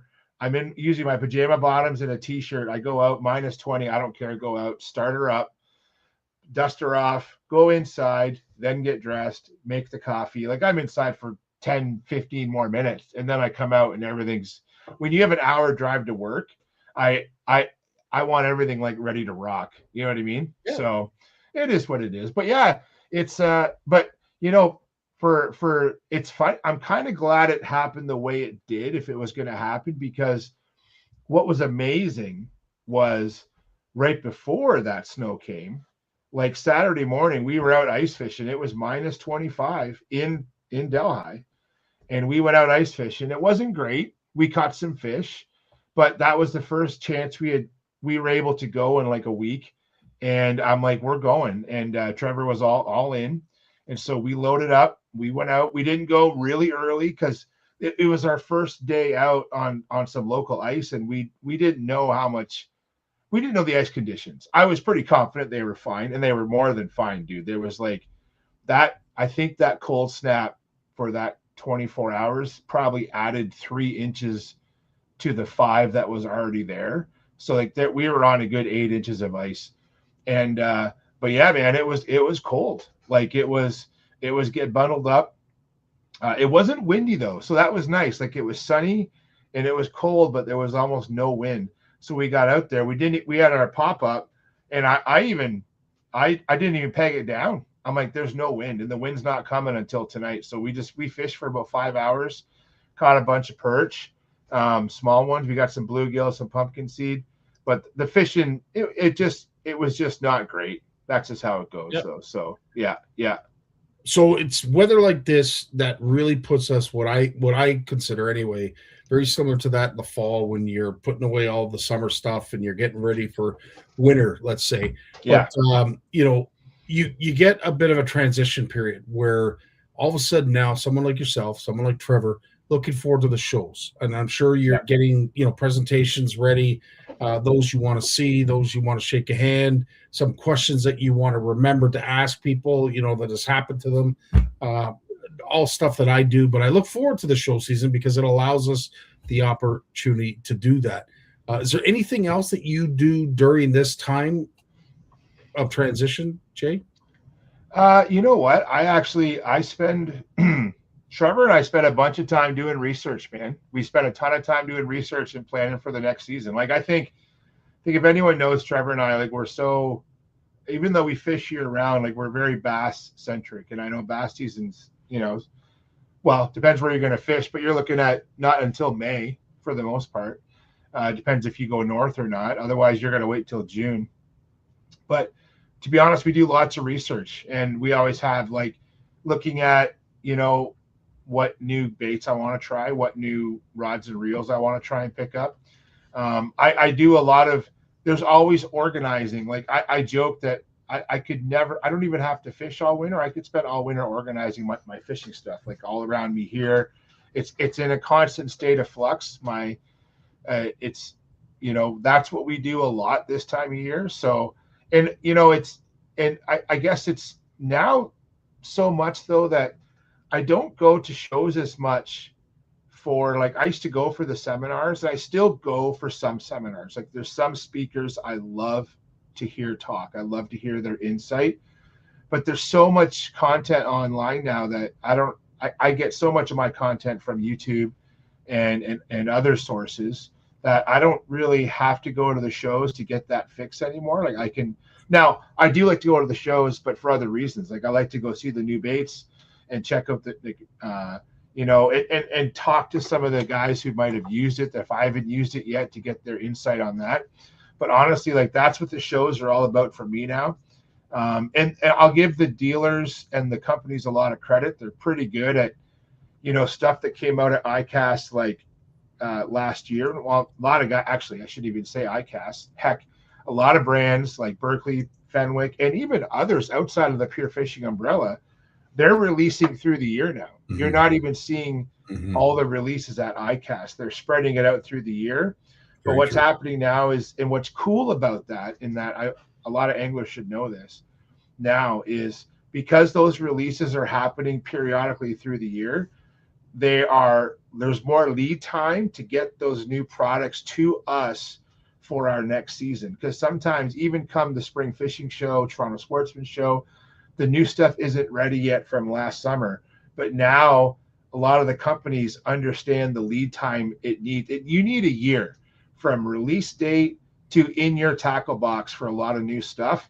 And they're great now at shortening that lead time up and knowing that we need it sooner because that's what's going to drive their sales. And they're much better at that now. And I think a lot of that for us is knowing what we want and knowing where to get it, is kind of thing. So, and I plan on, what we'll spend time thinking about, like, as much as I don't need new stuff, there's always that new thing that's going to fill a niche that we have. And a big thing right now for Trevor and I, especially because of Trevor's passion with glide baits and big swim baits. So Abu's got some great new rods and reels coming out. They have a whole new beast line of rods and reels that they're kind of in this in-between zone between like heavy bass stuff and like small musky stuff. So they're actually really built for throwing big baits for bass, like, stuff in that sort of like 2 to 5 ounce range. Like they're not really made for those like true musky applications, which are overkill, but a lot of the traditional bass rods are too small. So it's a bit of a niche market, but improving on those rods, those reels, and then they have some great new baits coming out. So that's the kind of stuff that we're looking forward to, and we're looking forward to checking out. But at the same time, dude, I just want to spend some time, filling that void. I need to catch fish. I need to get outside.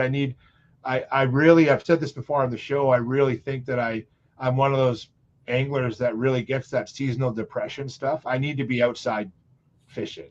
Amen. And we've had such awful weather in terms of, it was cold at Christmas. The ice wasn't safe, like for us, because we weren't traveling. Ice wasn't safe around here. Steelheading is kind of just really didn't kick off in the fall that we wanted it to.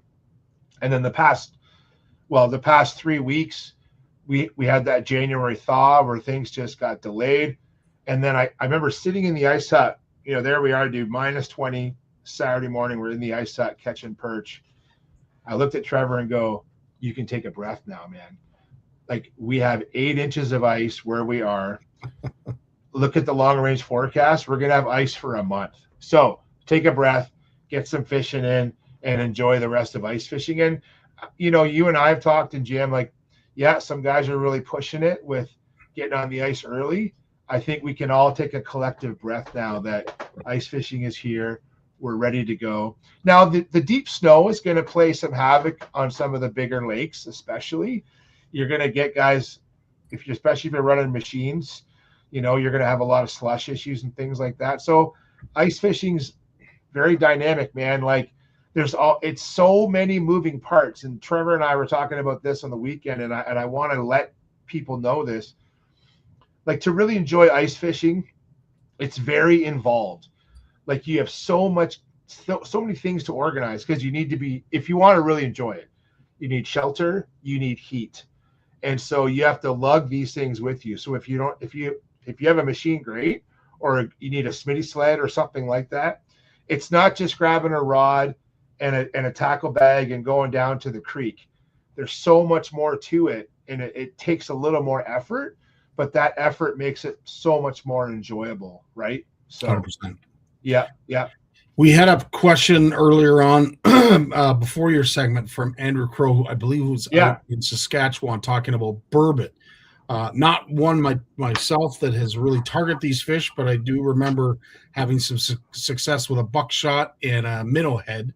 So that is definitely something. I'm not 100% sure if Saskatchewan you are able to use any kind of live bait or frozen or dead bait, salted bait, whatever you. Yeah. I do remember that working very well.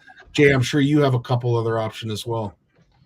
Yeah, like, I think some of the best baits out there is basically a dead bait, right? Whether it be like a whole bait or a minnow head, and something glow and big, because you're going down deep. So like a buckshot spoon. I've even seen, I can't remember the name of it now, but if you go online and you look up on YouTube, burbot jigging glow spoons, I think it's called the Bomb or something. Like, it's actually like a 1 ounce or 3/4 ounce bright white. Basically, it's a hunk of lead painted with glow paint on a treble hook. And I know that's what a lot of anglers have had great success with. Glow tubes, you see those used for lake trout. They work great for burbot as well. But don't be afraid to reach out to some of the, I know if you're out west, like the Mattamy brothers are always putting out great burbot information, and reach out to them directly. They will help you catch burbot. I know that. Like, I'm not going to pretend to be a burbot guy, because where I live, burbot just don't occur. There's no burbot around here at all. I have to drive a few hours to find even any burbot. I have to drive a few hours. But the Mattamy brothers out west, they do a lot of great, and just check, go on some of the Just Fishing past issues that Jim's put out, and you can search on that website for burbot articles, and there's some great ones in there. And most of the burbot articles in Just Fishing are ice fishing burbot articles. So yeah, check that out. Very, very cool. George is also wanting you to remind Trevor that there are Clash 9s at Tackle Bros. Oh God, George, you are a wealth of information, but nothing gets by this guy, I'll tell you. Holy shit. I think that Trevor chose to go to Trent because it's in Peterborough, which is right down the road from Tackle Bros, right? So, yeah. Wow.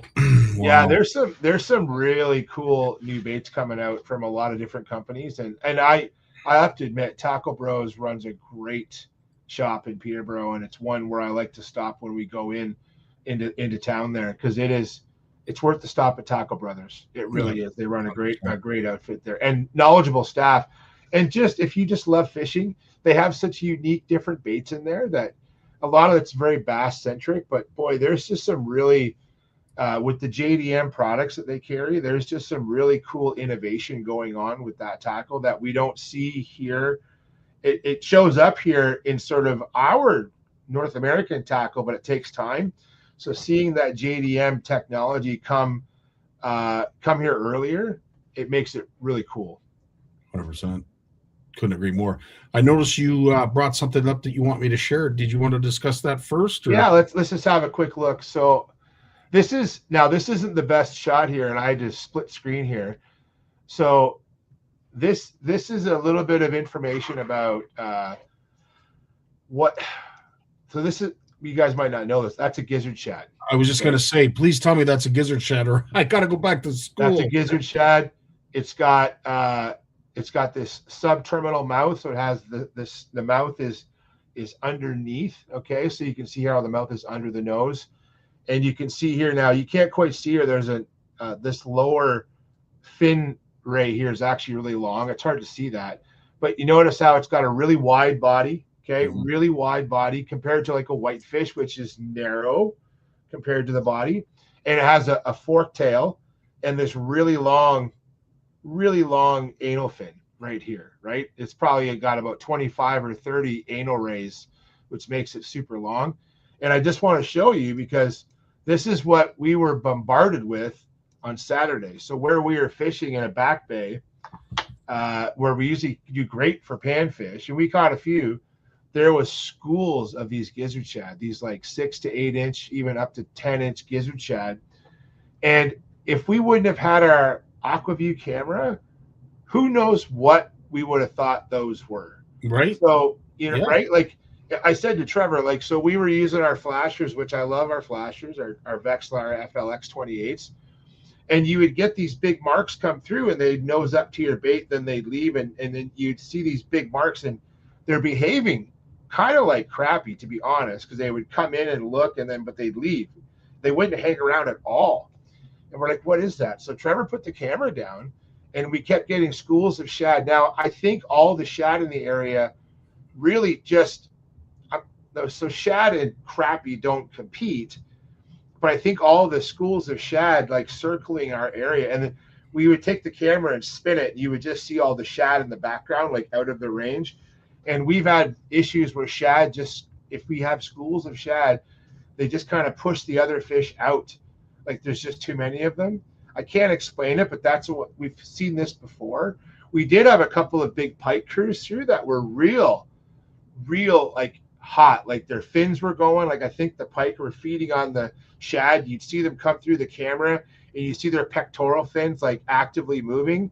But we just brought our typical little tungsten jigs and things like that, and no gizzard shad for us and no pike for us. We caught a few pumpkin seed and bluegill and that, but yeah, the shad were just everywhere. So I guess the good tip there is if we did not have our camera, we wouldn't have figured out what those were, because even looking down the hole, we were only in about 6 to 8 feet of water. It was just murky enough though that when you look down the hole, you couldn't quite see. And also remember, fish are so camouflaged. Like if you look down on the back of a gizzard shad, they're so thin and they have a dark back, they blend in with the bottom really well. So pays to have a camera.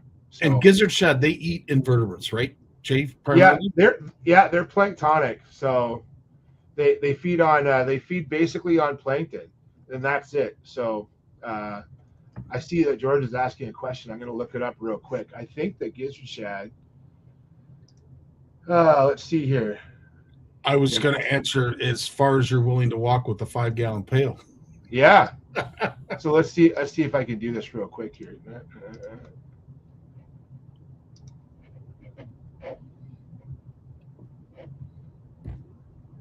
There you go. So this is a very approximate distribution here, but what you got here is you basically have, now the way these dots are set up is, this is called the Freshwater Fish Database for Ontario. It's a free website, and the dots are known locations of gizzard shad. So there's records as far as up to Sault Ste. Marie, Perry Sound, so Georgian Bay, but really concentrated like here in the basically Lake Erie is full of gizzard shad. Lake St. Clair is a lot of gizzard shad. Yep. This gray outlined area is meant to show where they might range to, so up the different rivers.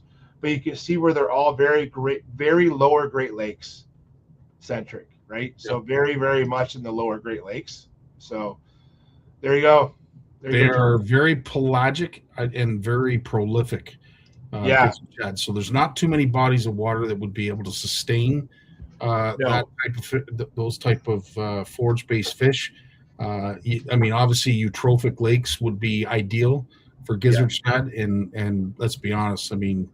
Eutrophic lakes are somewhat shallow, and you'd need a lot of water to produce. Like I've encountered them in Bay of Quinte catching walleye. Like if anyone's been out trolling for walleye in Quinte, like I've pulled like gizzard shad get big. Like I have seen 14, 15-inch gizzard shad, and I've pulled them like out of walleye's mouths, like a big like 30-inch walleye. Like I've actually seen the tail, that big forked tail, like hanging out of its throat, and it still took my crankbait, right? So, but they're very much lower Great Lakes is where they're found.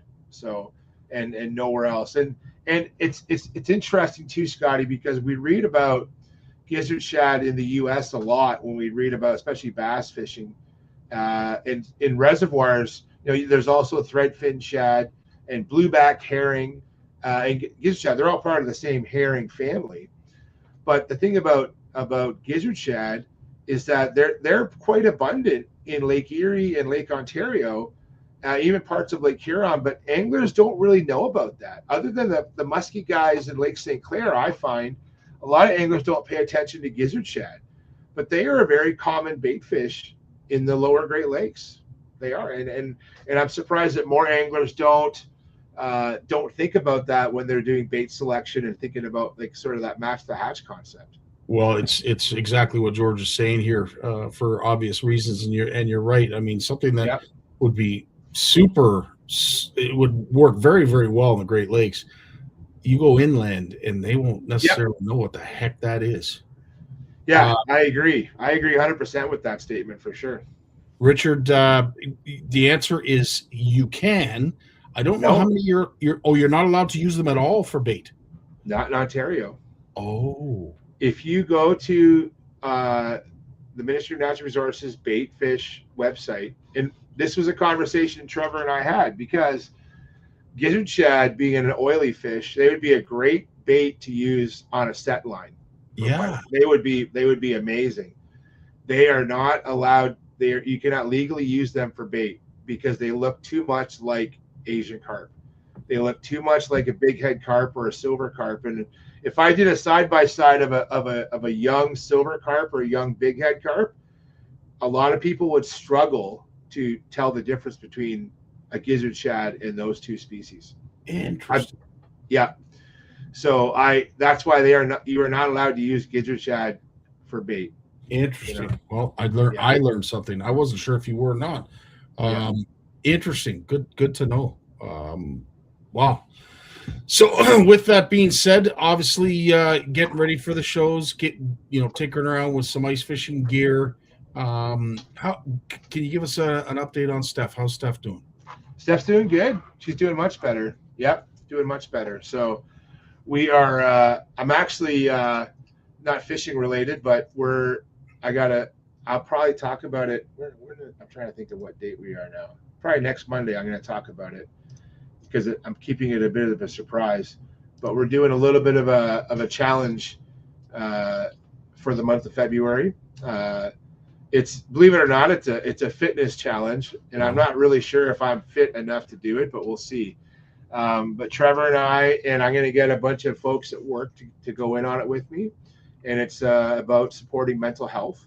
So we're gonna do that in February. So Steph's going to jump on board with me, and we're gonna I'm going to be looking for some sponsors to do that. So if anyone wants to donate, but I'll save that for next Monday, and I'll put some stuff in the chat. But yeah, it's kind of one of those things to kill some time in the winter too. You know what I mean? One thing I struggle with, Scotty, is keeping busy, like physically busy in the winter, especially this winter with all the. Yeah. I don't know how people jog and walk in the winter. Like I walk to go ice fishing, no problem. But to go outside and go for a walk around the block in snow and ice, who does that? I don't get that. Unless you got a dog to walk, yeah, I have to. I know. So, but yeah, no, we're looking forward to the shows. We've actually had a change in our schedule. I got asked by Pure Fishing this week because I was invited to go to the spring fishing show, and then I was asked. They were like, "Well, we'd like you to go to CanCast. Would you do CanCast over the spring fishing show?" And I said, "Absolutely, I would do CanCast. No offense to spring fishing show at all." So, but yeah, I would be happy. So we are not going to be at the spring fishing show, and why that makes me kind of quietly happy is I get another weekend of ice fishing in, which that's one downfall of winter shows is the lack of chance to go ice fishing. Now, I put a link in the chat. If you click on that link for folks that are online, it's going to take you to a poster. And if you want $3 off admission to the spring fishing show, do this, order your tickets online and get $3 off. And this is from Keep Canada Fishing and the CSIA. So that's a great, and I still might come down to the spring fishing show because I do want to check it out if I get a chance to. But yeah, I love these discount deals that you get. I know I got one for the Sportsman Show already that I ordered tickets for the girls already. But definitely check out that incentive. That's a great incentive. So right on, brother. Yeah. Well, listen, you have yourself a great week, and we look forward to seeing more tales from the Barnucz family. Looking forward to seeing Steph up and at 'em. So whatever it is that you're aspiring to follow and be a part of in February, I'm looking forward to it because it means Steph's well on the mend. So that's good to hear. Again, just love seeing you guys enjoying family time out in the hard water. So we appreciate it and live vicariously through you folks. So keep up the great work. Yeah, thanks, man. Like honestly, and I'll just close off with it. I know a lot of guys have been asking and girls have been asking, like all the outfitters down here in Long Point Bay, like they're all running now. So my buddies at Collins Harbor, I don't know if they're running their taxi yet, but I'm going to guess by next weekend they will be because we're going to keep with that cold weather. Out of Boost Harbor, they got the two outfitters there. Jimmy Reagan's running out of Long Point. Everyone is running. Call, make your reservations. They're all booking up fast if you want to get on the Inner Bay. Because a lot of anglers who, instead of driving north to Simcoe, don't be afraid to drive down our way. And the traffic's a bit easier. You don't have to deal with the 407 and bills and things like that. So come on down our way. There's lots of fish to be had. And let's just hope that snow doesn't impede on the ice too much. It's not going to weaken it, but it's going to maybe impact for a few days until it hardens up again. But yeah, ice fishing's here to stay, man. So we'll be out on the hard water this weekend, and we'll let you know next Monday how we did. Right on. Sounds good, Jay. All right. All the best, my friends. Stay safe. Thanks, Scotty. We'll see you guys. Right on. Thanks for doing this. Well, as always, it's amazing to see how fast our time flies. The power, it's gone. Like the hour and a half or 2 hours that we do this, gone in the blink of an eye. Thanks so much for joining us. Thanks for having all your input and all your great questions and just being a part of the show. We love that kind of interaction, and really we thrive off it because at the end of the day, it's your questions that we want to answer. It's your concerns or any queries that you may have that we are interested in answering because at the end of the day, it's all about education. So if you are on board and want to participate, just ask a question. It's really that simple. In the meantime, if you have caught a fish, a new fish, your first fish of 2026, we'd love to see it in the comments. We will be posting again this week. So if you haven't already qualified with your entry, please do so this week, because if we go an entire week without seeing one posted entry, we're going to do our giveaway. In the meantime, you have yourselves a great week. Love you all. Stay safe. Stay out of trouble. More importantly, have fun. Dave, it's time to take us away. Take care. All the best. Well, as much as I hate to admit it, I guess we've run out of time. So I've enjoyed it, but I'm going to do something I haven't done since season 1. Turn out the lights, the party's over. They say that all good things must end.